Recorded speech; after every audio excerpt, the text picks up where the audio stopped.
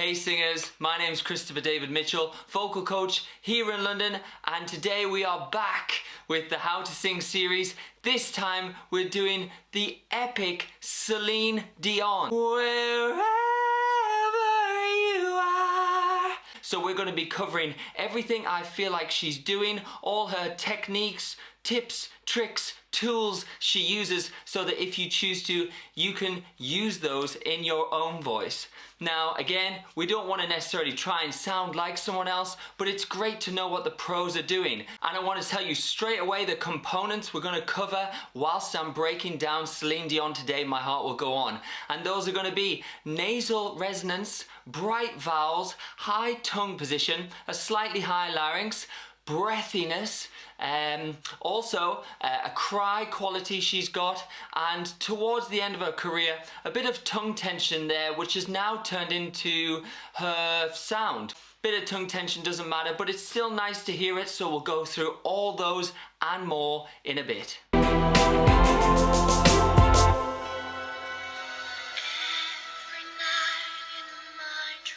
Right, let's just stop there. So, whoever said breathiness was bad?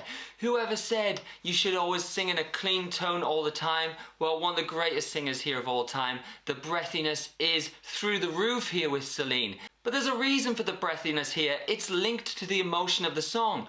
If you're going to speak to someone and say, every night in my dreams, in a clean tone, you wouldn't probably feel much. But if you said to someone, every night in my dreams, then in that breathy tone you might feel a bit more, because it's more of the true emotion of the text she's singing about. So breathiness works wonderfully here, and it really is very breathy. Every night, it's practically that breathy. And if it was clean sounding, every night, then it wouldn't sound the same as every night. It's got that sort of real emotion, because it's the emotion of the story and the text of the song. So she's bringing it to life. She's drawing the audience in. Breathiness can work beautifully in songs. Don't let anyone tell you should sing clean all the time. Of course, in some styles that's necessary, like opera, you can't sing breathy. But for pop, breathy is pretty much absolutely necessary for most singers. I don't know if you heard there. I see you, I feel. There's a bit of a vocal fry there. It's not just breathy there. I see you, So there's a little bit of a vocal fry there, again giving it really nice emotion at this point in the song. Let's hear that again.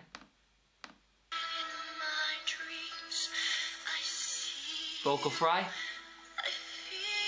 slight, but it's there. We've got to get onto this now, so she does go on.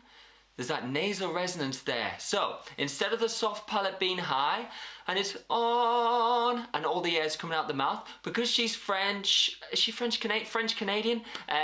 She's got that on vowel in there. That on, that on, ho. The French speaking accent has nasality in it. So again, there's nothing wrong with a good bit of nasal resonance, and in fact the best singers in the world do use it. So there is a bit of nasal airflow in that sound that's primarily there for her because of her accent, and it's being used amazingly well here. So it's on.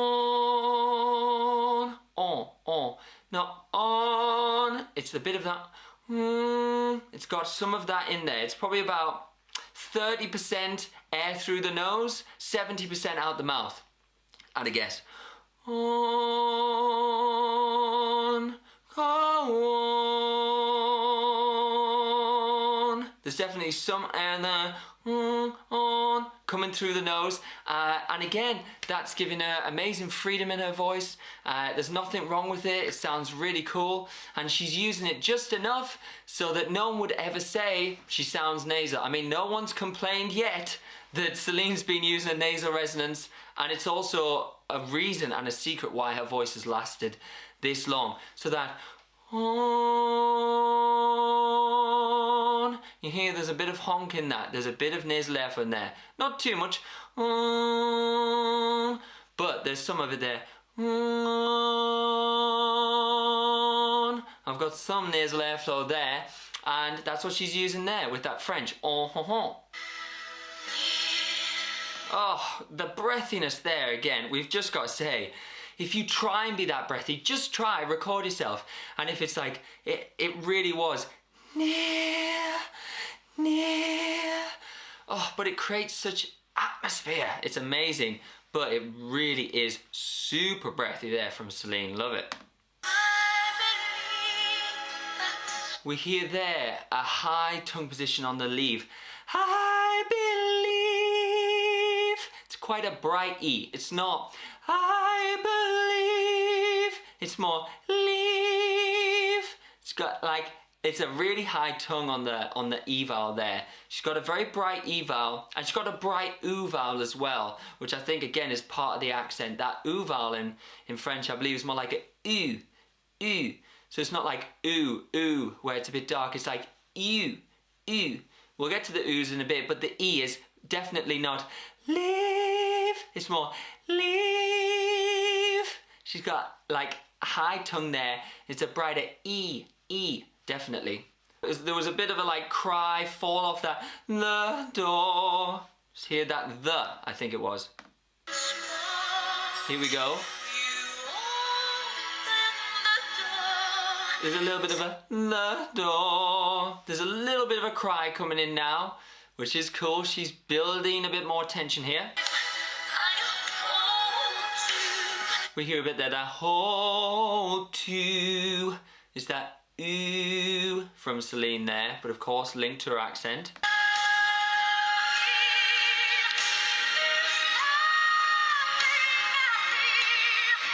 It's just amazing from Celine there. It really is. And, you know, for a lot of singers, like narrowing vowels a little bit can be like a beginner step. But here's the thing about it. Her mouth is completely, it's a complete like, nothing I fear. It's not like a n, it's not a narrow vowel. Her mouth's completely wide open. But the reason why she's able to do that is because she's got a lot of mixiness in her voice from the nasal resonance, right? So this is one of the secrets. So nasal resonance will generally make you lighter and a bit mixier. So if you're in that mixier gear, then you can afford to spread out the mouth a bit more, because spreading out the mouth will make you stronger and beltier. It will invite more power. But if you're in a cool mix voice, then you can do that, then that's absolutely fine. So really the nasal resonance is sticking her in a nice mix, and then she's able to still spread out the vowels. And notice that Celine never sounds super belty. Have you noticed that? She does sound belty, but it always sounds slightly mixy. That's the nasal resonance constantly giving her some release in that sound and not making it too strong a coordination. So again, she's able to spread out slightly because she's constantly putting air through the nasal cavity. So that's really one of Celine's secrets there. Now we're just going to mix things up a bit and analyse Celine live this year, just to hear the difference. I mean, obviously there's a lot of years in between, and she's still an amazing singer, but it's just nice to hear some of the changes that have gone on. So let's do it.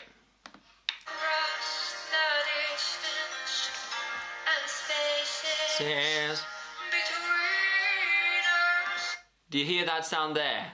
That sound there is slight tongue tension. So over time, she's got a bit of tension in the tongue. Again, I don't mind. I'm not criticising here at all. I mean, who am I to criticise? And really, sometimes, like, if the voice is too technically good, it's boring. So it's quite cool sometimes to have little quirky things that make you sound a bit different. But just so you know there, the back of the tongue is gripping a bit. I believe that's the hyoglossus muscle. And so it's that slight sound there. If I talk normally here, there's hopefully no tongue tension. But if I start to slightly grip the tongue, then that's tongue tension there. So it's this sort of sound here that she slightly got. So here. You, tongue there. You tweeners. You, that's a bit of tongue in there. You, up the octave. You. Just so you hear, that's that slight tongue grip. This is a weird sound to pinpoint, but that's what it is. And I'm not for it, but fine. You know, she's Celine Dion. She's Celine.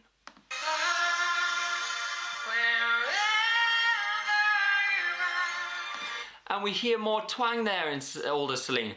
It's not ah pure, it's ah. She's got a bit of that ever you are. She's got a bit more of that twang as well as the tongue in there. Let's hear that again.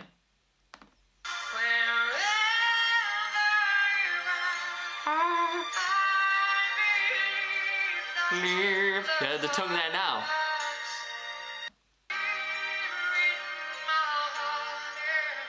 And that was their that tongue there again.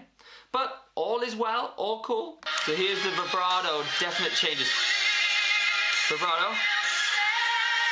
And then. So it's just very on and off a vibrato there. It's either definitely going and it's quite strong, or it's just like pure straight tone, and she mixes that up quite a lot, which again is quite a cool, different dynamic to play around with.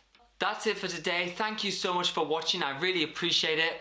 I could have gone on for much longer, of course, with Celine Dion or any singer, but I hope that was still valuable and it gave you some thoughts, tools, tricks and insights into what she's doing, and so you can choose to do some of those things, try them out in your own voice, see how you get on. Please also take time, if you wish, to check out my website, christopherdavidmitchell.com. I've got a free ebook on there, as well as loads of free cool blogs that might help. And there's also my online warm-up course, the Exceptional Vocal Warm-up course, helping you get that voice flexible and healthy all the time.